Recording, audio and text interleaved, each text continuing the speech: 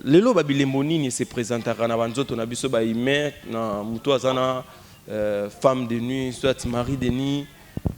Vraiment ba acte wana se posa comment pour lelo biso bana na nzambe musoko mona ke olala kimba mususu biso mibalo ejaculé loti ndoto moko boye mibasi pe komaka comment babilo wana se manifestera na être humain. Quand nous parlons de mari de nuit, femme de nuit, ezana batu mususu babota pe bana butu. Analyse de Koro Zalani. Mesdames et messieurs, bonjour, bienvenue sur la chaîne Idiofa News Télévision. Pour la prochaine fois, vraiment, tozo kota sous na kati actualité, zole kanakati mboka na biso, Kinshasa la belle, tozana moko abino, prophète Steve Okoka, ou autiko le kanakati Idiofa News Télévision, vraiment boyambaki, bao ba komantaki, bao pena ba sepela ki ba appelle kota ki na musali na nzambe, o azo mekempe ko partager makamotali Bible, makamotali église. To mekempe ko kota na ba détail ya actualité na biso pe na moi ba divers détails mususu e ko kota biso vraiment na ben tant que toza ba chrétien photo mekempe ko kota na ba makamunyo su o eza très important zo lekana culture na biso o zo lekana mboka na biso vraiment tozo senga na bino balandi Idiofa News Télévision bo s'abonner massivement bo s'abonner lisusu ne bo mesanika ngawa bino grâce Kobe c'est autrement dit aigle de la presse congolaise na sima caméra na zana oyanga dik dikembes o la caméra les plus vastes vraiment na détail nyons maramunyo et ça très bon. Sans plus tarder, Dik Kembes, non, c'est peu le fond la plateau, na Soulana Moussali Nanzambe, Aza invité spécial na biso. Bonjour mon amboka. Bonjour Papa Grâce. Oui, prophète Steve, Balandia Idiofa News Télévision, bango basenga qui vraiment prophète Steve azonga sous un nouveau numéro na biso parce que Balandio, balobi te prophète wana vraiment foazonga. Foazonga vraiment ou mekempe ko Soulana bana mboka ba imboka ba abonné Idiofa News Télévision ou bazola na biso de partout. Hein? Na pesi mbote lisusu vraiment na apôtre Godé Lokoto na yebi kolanda ki vraiment intervention ya moko ya collègue na yo ya prophète tozana prophète Steve vraiment to mekempe ko yoka moi ba détail ya moke prophète non c'est plateau ki na prière et fond la biso moi ba ouverture ma ramususu Nzambe ya Abraham ya Isaac ya Jacob yonde nzambe na bomoi na kabi moma ona saloboko na yo zala liboso na biso nzambe na sima obatel pe mobikis pe baye nyonso bakozwa libaka kolanda biso tike ete bapambola na sangu ya na yo na kombo na Yesu Kristo te tosambeli bongo amen. Amen. Togi prière na yo bonne santé. Nzambe azobatela biso. Namoni vraiment toro bilele na bilele. Nzambe na yo azosala biso. Yango tolo baba makambo ba prophète ba jeune ba pasteur ba jeune mikolo et tu trouble fort na mukili.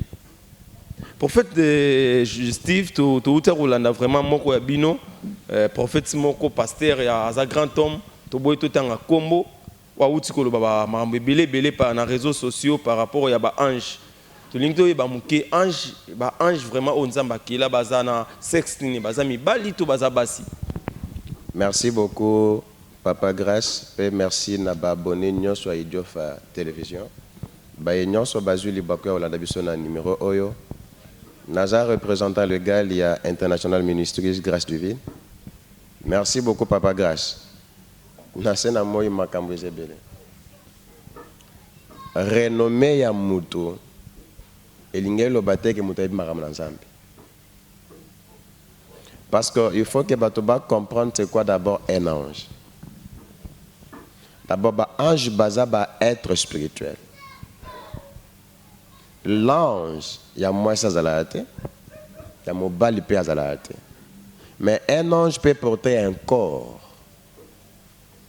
À quoi là tanzoto, il y a mon bal, il y a moi si. Mais pour identifier réellement que ange y a moi si à Zalaka, il y a mon bal à Zalaka. Il n'y a pas ange à moi si, il n'y a pas ange à mon bal. Mais c'est que nous connaissons que ange à pokolata nzoto. C'est ça, papa. Mais tu as comme Moussouba ange Gabriel, tu as ange Belé, wana izalaka ba moment ba portaka nzoto yango bazwaka ba kombo. D'abord Gabriel au souté aza archange. Archange aza la commanda ya ba ange. Gabriel aza ange messager. Michael aza ange ya guerre. Archange ya guerre. Raphaël aza ange nzamba tina pona ko guérir batu. La ninga madame. C'est un peu ça. Quand ils ont commandé à ange. C'est Dieu lui-même qui est le maître suprême ou a identifié. Quand on parle, par exemple, Papa Grâce, a commis la prière, a invoqué ange. Tu ne peux jamais invoquer un ange parce que ange a un service na yo. Ndenge toza boy, to benga ba an to benga ba monte, ndenge toza boy, baza dia tout les jours. Maintenant ko benga ange par rapport à quoi? Le loba to ba commis ko benga ba wei. Bandoki, qui est ange. Non, non. Un vrai chrétien ne peut jamais invoquer un ange. Parce que ange, baza, na service n'abus. Je crois que j'ai répondu à votre question. Voilà, Balandé Dieu Fanny télévision vraiment beaucoup qui répond il y a un prophète Aoutiko Koyano la pour la question n'abiso. Prophète non lingempena mikampe ko tuna makamoza très profond pour le lobiso bana na nzambi tuzala impena moi ba confusion bo biso tuzamo amir na Bible été. Lucifer, tant que l'ongwe, tant que Nzamba boaki na likolo nde toyoka ke Nzamba boaka Lucifer. Izalaka avant créature ya Adana Eva, ou bien izalaka déjà Adana Eva bazalaka Nzamba keli bango après ya ko bengana Lucifer. D'abord je n'allais éclaircir penser mon corps. Nzambe yemutakela likolo penase. Amoni ke mokile koti kala boete ndaye ko kela Adam. Alors, normalement, Nzamba kela mokili. Mais muto a pesa ba kombo ya banzete ya boye ezaki Nzambete, ezaki Adam. Et ce qu'on l'a dit, la Bible dit que c'était malheur à la terre, car l'ennemi Satan descend avec une colère ardente. C'est Dieu qui dit que malheur n'a mabelé parce que monguna azako ya na kanda makasi. Quand je parle à quoi il y a la planète Moussouté, la planète Terre, Moutoua qui est la planète Terre, ils ensemble. D'abord, Lucifer a zanani, Lucifer a créature ensemble. Aza ange, archange Nzamba appelle ça pour l'adoration, quoi adoration. C'est pourquoi que la plupart des gens, Papa Grâce, la plupart des musiciens et belés, balingami qui utilisaient la magie à Lucifer, pour bailler bien. Parce qu'il fait un archange Mounen Nzamba paye ça pour adorer. C'est qu'il voulait se comparer avec Dieu.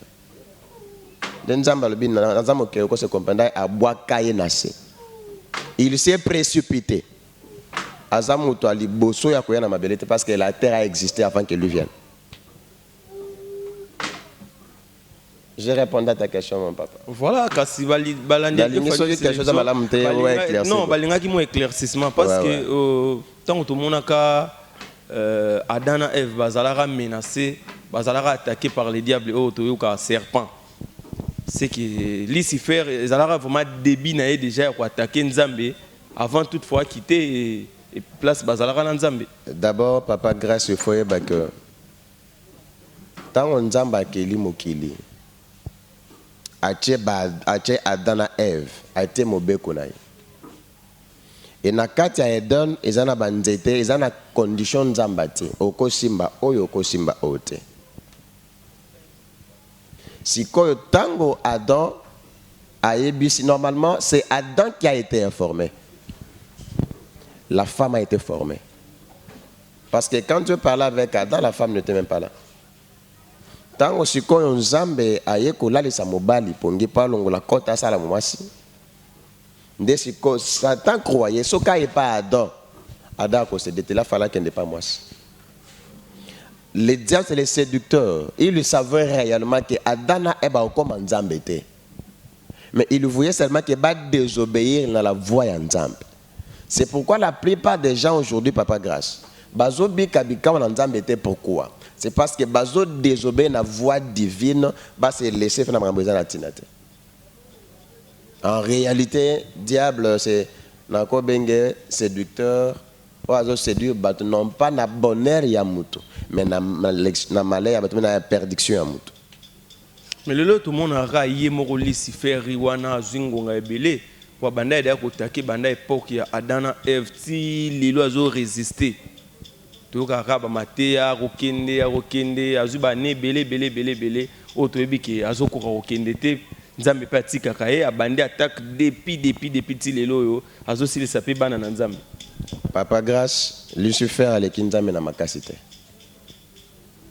Soki Lucifer alekaki nzambe na makasi mbe na tonga na tokutani te. Soki Lucifer aleki nzambe na makasi, vous n'allez pas parler des apôtres. Peut-être bato bazo confondre ba épreuve.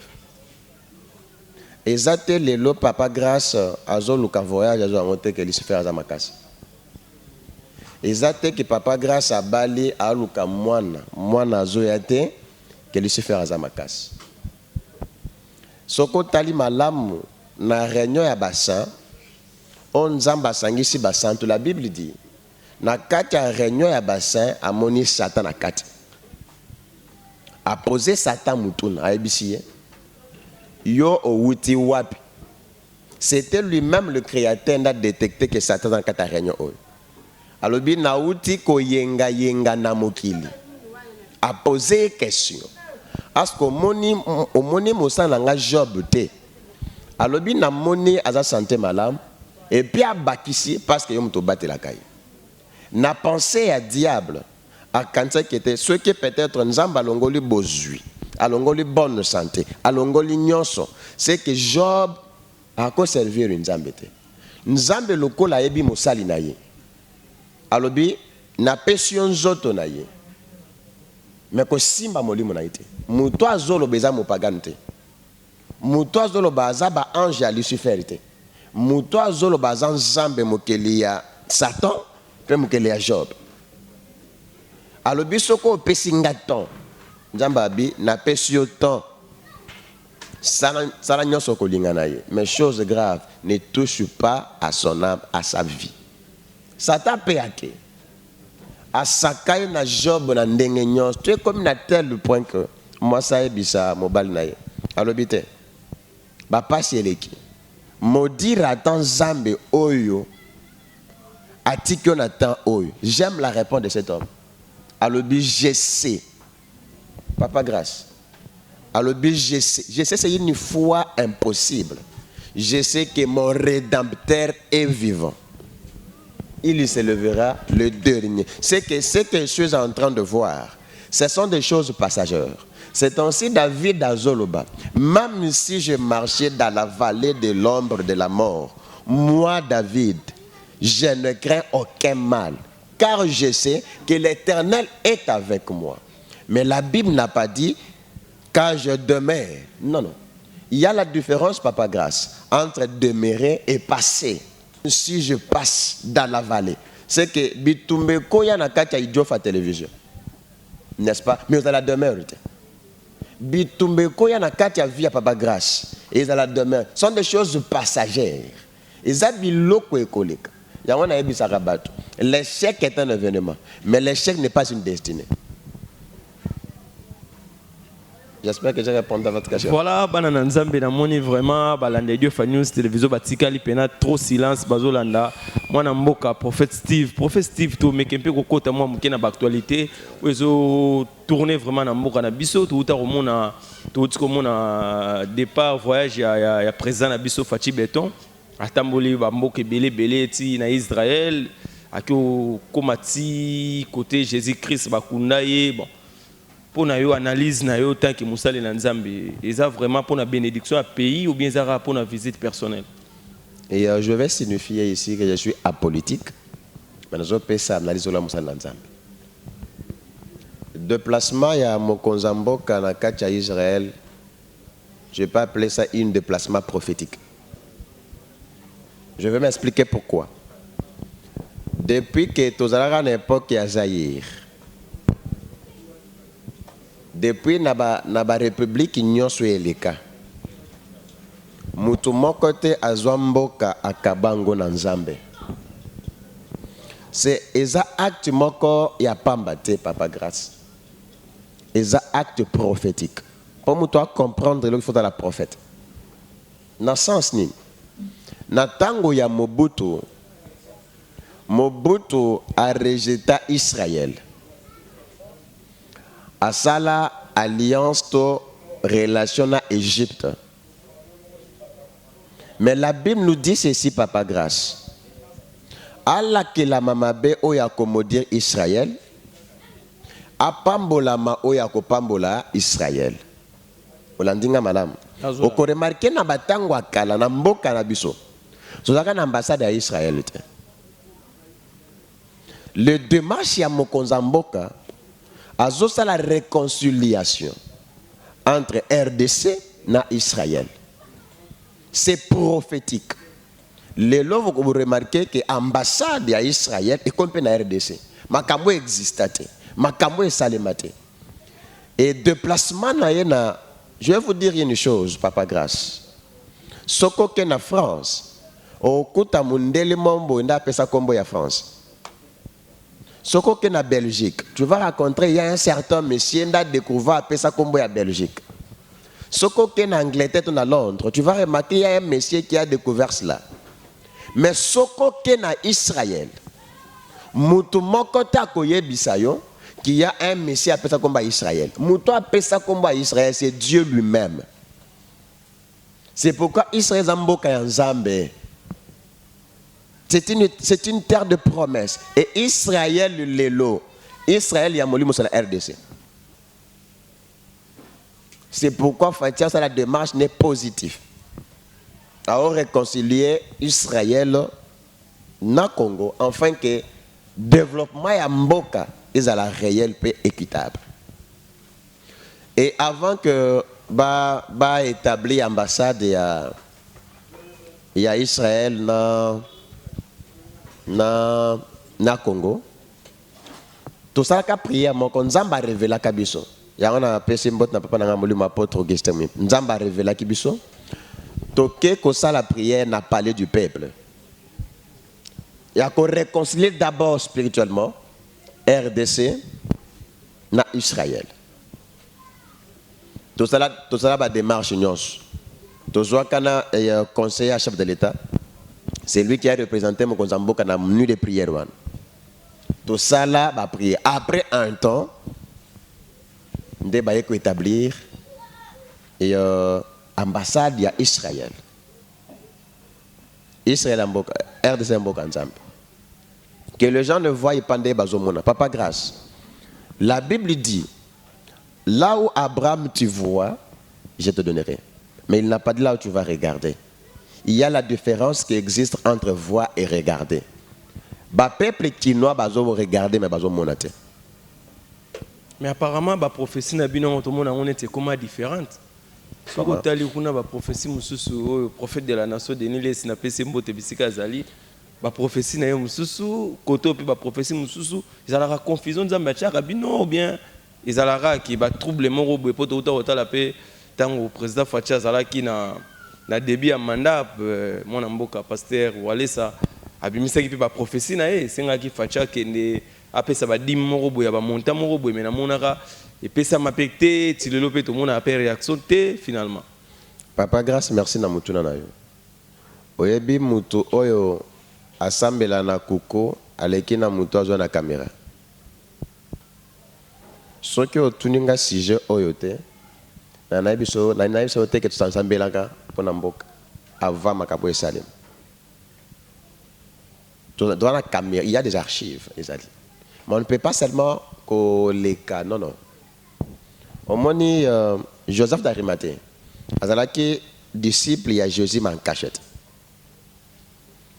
Tango baba tcheye sumasia na ikolosu, esika kunde yate.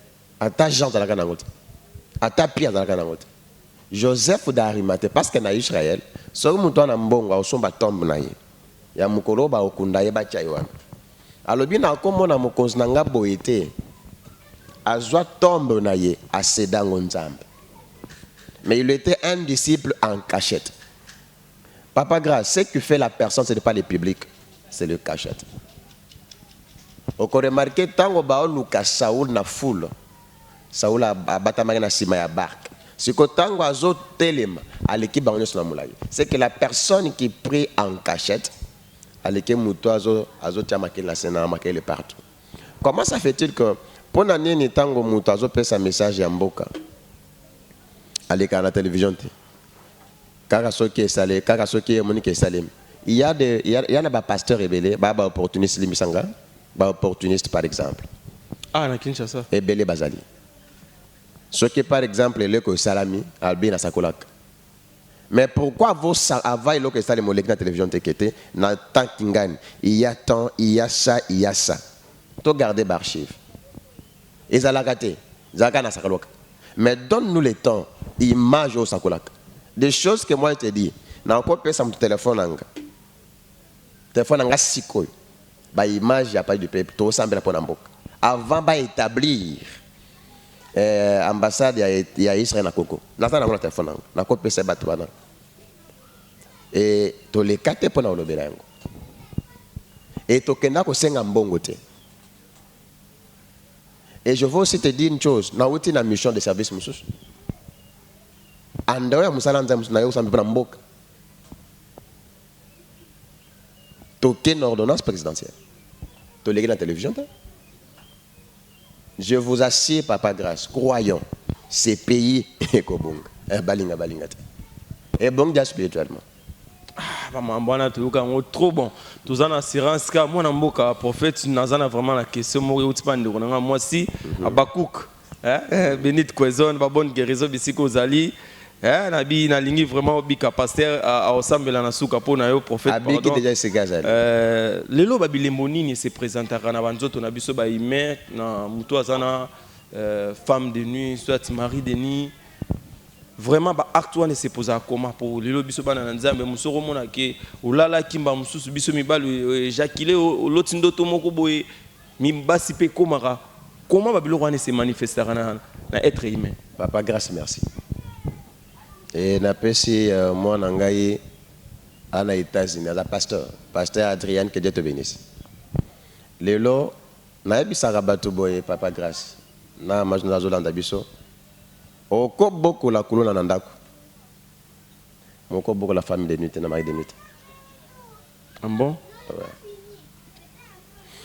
Phénomène mari to femme de nuit à cause à bilo benasena moi.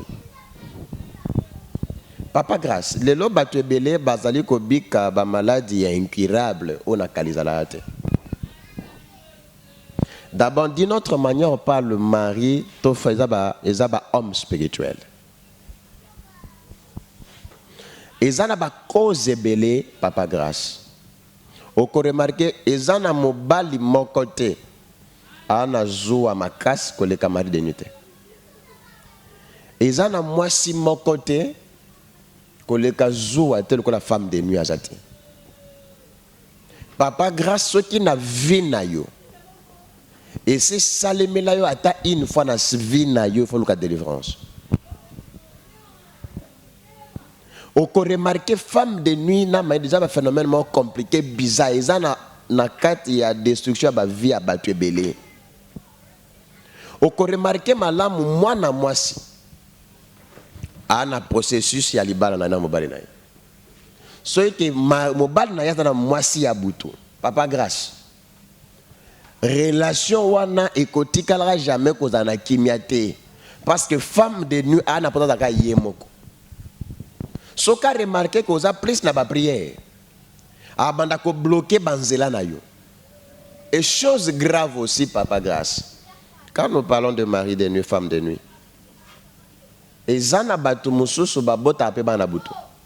Il y a quelqu'un benga parti à Australie bisinga bi prophète. Basambelinga mingi pona ba mari de nuit et kendaka ezongaka. Eza parmi livre mon azo commencer yango. Dans le but ezonga kende zonga pourquoi? Eza parce que ba bengani mari de nuit, bengani les enfants de nuit. Ouais. Eza très profond. Très profond. Merci beaucoup. Eze mission malam mingi bato ba opambolam. Omoni par exemple le baka na goyenet na droit muke parce que je suis juriste de formation. Ce qui na ba baka était mobile a violé moi à 13 ans, a violé moi à 14 ans, n'est-ce pas? Mais tant au balo baka violé, il y a un élément que tu as compté. Qu'est-ce qui a fait? En tout cas, Nazo, nazo lo bato ba violer mais qu'est-ce qui fait que mutazo violer mutu? Les locaux remarqué moi na muke il y a 13 ans 16 ans a le lever te loko a minuit j'ai pia muke. Il veut exposer son corps. Parce qu'en droit, il y a 3 éléments qui constituent une infraction. Il y a la pensée, la volonté et la matérielle. Ce qui, par exemple, Moutalati et Loko Yamouke. Lancer appel. Et Loko Yamouke, automatiquement, il faut attirer Misu Yamoutopatal. Ok. Et ce qui est Moutotali, et puis c'est envie Moboy. D'abord, la chose qui a attiré, que Mouto, comme on a pensé, il y a qu'à violer, d'abord, il y a la tenue à bien manaï. Et dans la violence, mususu, au mutao ça la précaution. Violence, mususu, dans la part. Et là que tu dis tenir mutalati. C'est de même avec le mari et femme de nuit. Au qu'on remarque, moi si Azola Tamabe, par exemple. Azola ta des fois, boli misanga atiena alatika neti na Congo ba benga soki ba robe tricot par exemple. Ya ba trala lawan. Atie lo qu'on a c'était. Parce que mari de nuit eza ba soutien peu comment retour là et mari de nuit peut eza c'est eza homme spirituel. Soka côté amoni opportunité eza pamba au côté. Au qu'on remarque moi si peut alali na butu papa grâce. Abandi ko ren taw sangsa nzoto na mobile. Et puis subitement soka la muki. A ko remarque net ba sémence ya mobile. Ça c'est dangereux. Ça, c'est aussi dangereux. Au remarqué, Moutou Abongo. Atazo sala makambo eko simbate. Lelo, papa grâce. Phénomène mari to femme de nuit. On a moutazo bala ba affection et silate. Atel akena ba opito belé simbate. Liba la bobal na momasi na mobal bona katanda komoko. Mais rien ne va. Ba incompréhension des incompréhensions. Et puis ezapé la même bal moi c'est ferugé là. C'est-à-dire, moi, c'est à la poste à mobilité, peut pas impuissance sexuelle. Rien ne peut marcher dans la vie à Batouane. Pourquoi? C'est parce qu'il y a un être spirituel. C'est un signe Zambé na bolingonaï. Nous recevons des témoignages makasi. Il y a des personnes qui sont quittées quand on a mari de nuit. Par rapport à l'enseignement na biso, Nzamba osala bangolo. Il y a des gens qui ont remarqué Moutou, ana ba diabète, ba maladie incurable. Netu ba sida. Et dans la bateau belé na sena moyawa. Azwa sida pas mutute. Sida mystique, akina hôpital rengaza na sida. Et ana mutu mususu ane normal mazwa razemte. Parce que mari de nuit basa bota bane belé. C'est pourquoi mutu nyonso papa grâce, on a problème ya mari femme de nuit. A OK libosote. Nyonso osala esimbate. Ata bande fiançailles. Souka écoute un mariage. Prophète, mutuna more moi muke na katso liloba. Na yebi ke baimbo ka babone Idio News télévision bazolanda yo na yebi ke mingi vraiment ba contacter parce que émission vraiment ils ont édifié. Biso net lelo biso ba jeune to comment moi problème on Congo sentir que hémorroïde. Be feni ne se présente ka pour muta comprendre mbala moko fona benga prophète Steve nazana ba problème.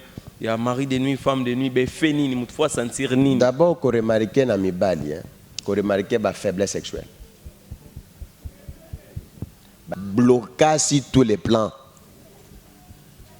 C'est qu'il y a un corps étranger dans ta vie. C'est que cause ouane quoi une maladie naturelle tezara femme de nuit. Ba maladie belé lelo. Mais qu'un peu ça la différence. Merci. Par rapport à ba effet cause la naturelle na kibo mutu na vie pena ya mutu ndenge nzamba keli.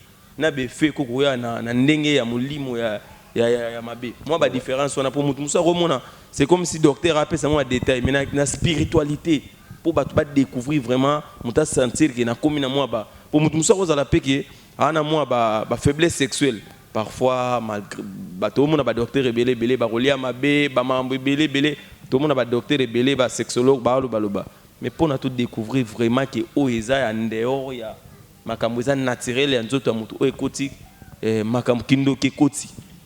Merci. Papa grâce on peut ça ba élément muke pour nous éclaircir bato. Et avant de faire ça, je vais expliquer une chose. OK. Au moni mari de nuit ou femme de nuit. A obanga mokonza mboka te. A obanga pe pasteur te.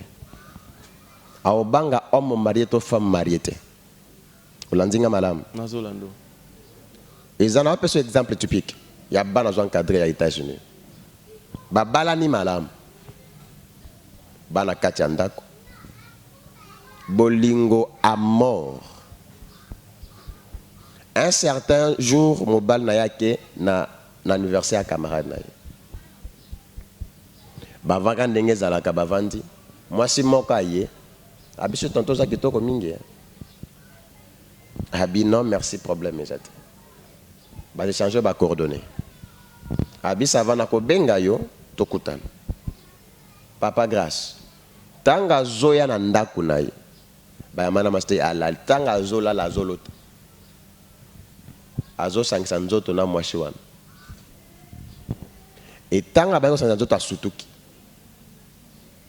tanga sutuki asimbi pe na nzoto na mibale we bo permettre ngai amoni semence na yebim lokola c'est pour la toute première fois dans sa vie ayibisi mwasi na taille makambo na moni depuis mokolo wana mobala na komi impuissant.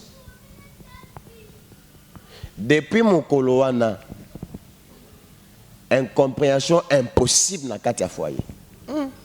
Depuis mon coloana, à la cadre monnaie, après quelques jours, bah PC congé, à Zava Nanandako.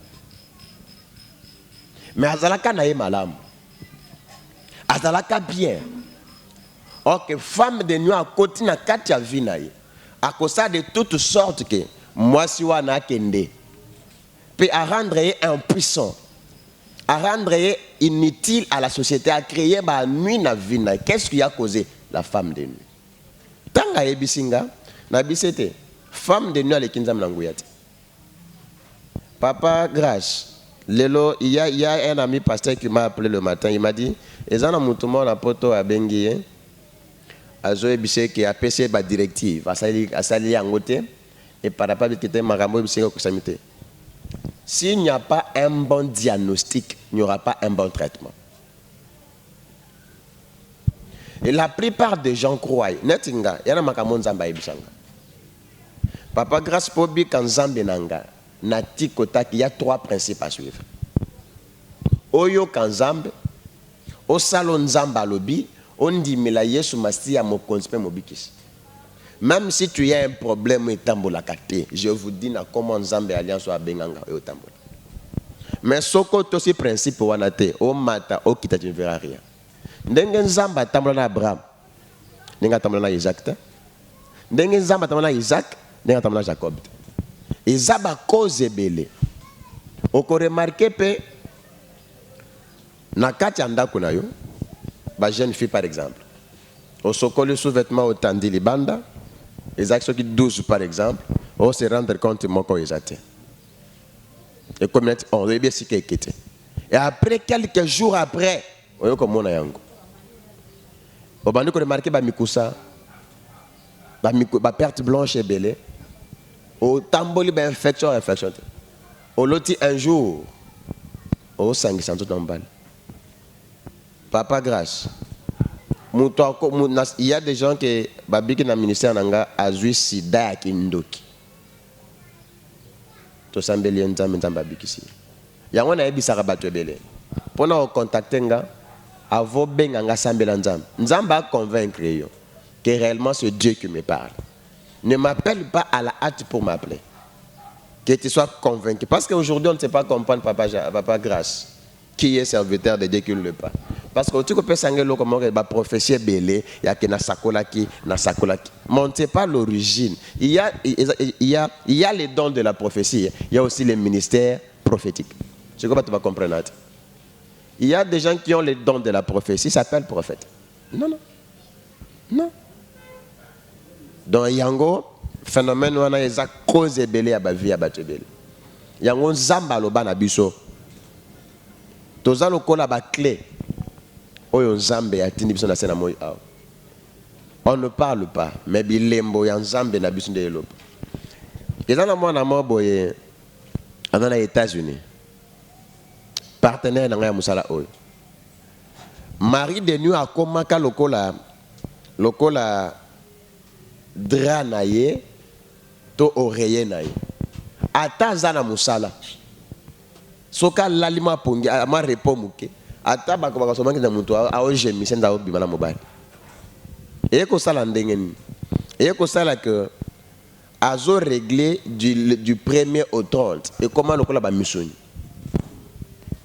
a contacté nga na nzela ya pasteur mota na Londres abibenga prophète Steve babenganga la chose qui te faisait du 1er au 30 à suivre l'instruction en Zambie dans 3 jours ici.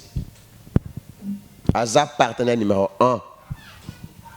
Il y a Mloto Monangai. Alors, aux États-Unis, Nzamba Pambole Sikazali.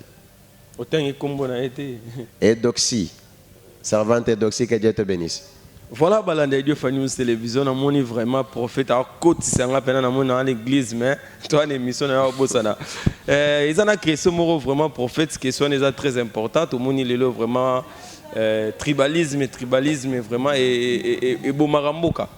Mais tout à l'heure, vraiment, dans l'entourage à Jésus-Christ, c'est comme si Bazalara Bandegonae, Zalara qui Bangwana Batangama Bazala Pembeni Nae, ou bien Zalara tribalisme, Pene Uta, Kobanda Jésus-Christ. La plupart bazaki bande kwa Jésus-Christ. Ba caissier, banda aussi manyoso yango to mona lelo pasteur akufi mwana na remplacer, pasteur akufi ndekuna remplacer seke. Eza biblique to lo bango. Papa grâce. Nzamba dans nzamba famille. Ouais bango te. Nzamba famille. Dieu d'Abraham, Dieu d'Isaac, Dieu de Jacob. Au nom du Père et du Fils et du Saint-Esprit. Yo sambela na comme na nzambe ya Abraham. Na comme nzambe ya Isaac. Isaac azaki tata mwasi Abraham. Jacob azaki mama kulutu ya Isaac. Mutu aboti Abraham, mutu oya kela Abraham nzambe, n'est-ce pas? Mais mutu aboti Isaac nan Abraham. Mutu aboti Jacob nan Isaac. Nzamba famille. Et ça tribalisme était. Mais cela ne veut pas dire que ceux qui n'ont pas papa grâce à la compétence à ça la nzambe. À tous ceux qui l'ont reçu, on leur donnait le pouvoir de devenir enfants de Dieu. Et ça tribalisme était. Ceux qui Isaac na Jacob. Bon bah tout parce que na quatre na ba disciple à Yesu. Net Joseph t'a rematé oh. Ande kwa Yesu. Bongo Pierre. Ande kwa Yesu. C'est que ce qu'on le par exemple que papa Koufi a dû église à Pesnama. A Pesa rabanate. Na yebi sa rabatelo ko nyonso papa grâce. Avec l'argent tu peux tout devenir. Nambongo comme docteur. Nambongo comme avocat lokolanga. Nambongo comme pilote. Mais pour devenir un serviteur de Dieu, un pasteur, il faut avoir un appel. Yango na rendre hommage lisusu na apôtre Mbiyo Yakufi. Asumukite. Yakope Moïse Mbiye a comme représentant l'égalité. Parce qu'aujourd'hui, quand nous voyons citer Bethel, nous disons merci à l'apôtre qui est parti. Ce qui est aujourd'hui qui pasteur Moko a eu vision, il y a l'église Joanate. Et l'autre a liboso a kolingaye ba pasteur de Bethel a combien tote kayango. Na compte bancaire a combien to kabola. Mais moi da moine de oya benga mina nzambe l'autre a liboso à cause d'abord musala ya nzambe kende liboso. Mais yebara na mutu na yo nzamba famille. Ala nzambe ya Abraham, ala nzambe ya Isaac, ala nzambe ya Jacob. Soko na nzambe mususu yebisinga.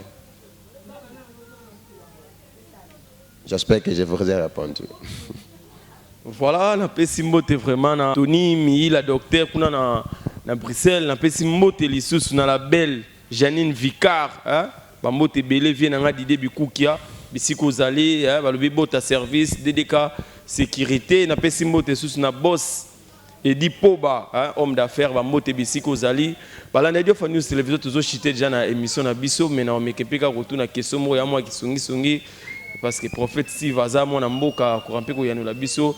D'abord, nazana nana respect belé na bawei. Et je dis ame ya Marie Misambo ekoba etika na toujours kopema na kimia. Eza pasi na mawana soni na sena moi. Les gens ne savent pas respecter un mort. Lelo batu nyonso balo balelo Marie Misambo bazaka proche na baliaka ba difra na. Mais pourquoi pas n'attendre à la cave vivante qu'on nous dise réellement que Aza na moine. Yé mouta confirmé. Na makambo na penza bazo ma bana nzambe na distraction. Distraction makasi. Bona ba distraction wana. Bondi mela Yesu masi. Yo muto zwili bakwa ulanda biso na émission oyo. Nanzela idio fa télévision. Oeza chaîne bana nzambe bien-aimé. Ils ont battu le 31 décembre 2020, Balobaka, année de gloire, année de prospérité, année à mariage, année à Kingani. Mais les lots comme en novembre, Oyo Lobaka année à mariage au Balité. Nzamba tindinga ponayo. Tu as des problèmes sérieux. Naebi Sakabatu. Bartimée n'avait pas rencontré Jésus à son entrée. Mais n'a sorti naï. Année comme kene na souka. Nzamba telemisi prophète pour la vie. Si tu as un problème, appelle. Crois seulement que Dieu existe. Si quand Nzamba na bikamu apambola yo. Yo mutu na na kati hôpital. Na kati mbeto na makasite. Yo mutu ba rejeté yo. Mobala boy yo. Mwasi aboy yo. Il y a encore de l'espace pour ceux qui vivent encore. Ko bange l'autre côté. Na lobi na nguya na kombo na Yesu. Anoye kosi la boété. Tu vas témoigner le miracle de Dieu authentiquement. S'il y a des faux, je t'assure, il y a aussi de vrais. Nzambe oya lokota biloko lokola biso lokote la ngayo. Apeso makasi otelema. Malade wana eboma ote. Problème wana eboma ote. Nzambe akela likolo pe na sako visiter yo. Soko yoki maloba oyo. Wana posé à contacter biso. Ils en a plus de 143. 89 940 40 40 plus 243 89 940 40 40. Nzambe oya kela likolo penansi. Le temps de miracle n'est pas encore passé, papa grâce. Tango abikama le kate. Si tu as un problème, on a sida. On a pas maladie incurable. On a pas phénomène marito femme de nuit. Consultez-nous. Les gens témoignent la grandeur de Dieu. Toi aussi, tu témoigneras. Que Dieu vous bénisse, papa grâce. Voilà, Balanda Dio Fan News Télévision. Vraiment, tout ce que moko ya basali na Nzambe, prophète, mais adresse église au PST. Adresse église, tout dans la commune enseignée. Dans le quartier Badara, avenue la police, numéro 3. Arrêt, Péros, c'est important pour dire. Arrêt, na Soukamir à Bachouina, avant comme aéroport. Voilà, Balanda Dio Fan News Télévision. On a fait Sibino Lissoussou. Merci, belé. Ndenge bo disposer vraiment tant na bino bolanda na bo partager maloba o nyonso o ekomami o elobami vraiment c'est très important bo contacter Mosali na Nzambe aza dispo pour na kosunga ba am nyonso baza perdi aza dispo pour na ramener ba nyonso ba na ba problème ezala ya santé ezala spirituel. Vraiment, prophète Steve Azawa na pona bino na pesi mbote lisusu na vie na Richard Makuka le grand Baoba, docteur Tommy Miila na Bruxelles, batnon so bazana besoin de traitement, ya masu ya malade nyonso diabète na Bruxelles, vraiment bo contacter docteur Tommy Miila na pesi mbote lisusu na honorable Albert Oleko, ba mbote belé papa bisiko zali vraiment pasteur Maker Mufanga, ba mbote belé bisiko zali motema mama bijou na pesi mbote bisiko zali na pesi mbote na vie na nga dide ki mwanga motema mama Samantha Bofwa sœur na nga moko Jika Genève Kamalar ba mbote belé bisiko zali bo s'abonner massivement na Katsa Idio Fan News Télévision bo commenter bo benga prophète vraiment bo rezo ba réponse à bien bo rezo ba prière quel que soit aux à distance au kutana na musali na Nzambe même à travers ba téléphone to kutana na numéro na biso prochainement.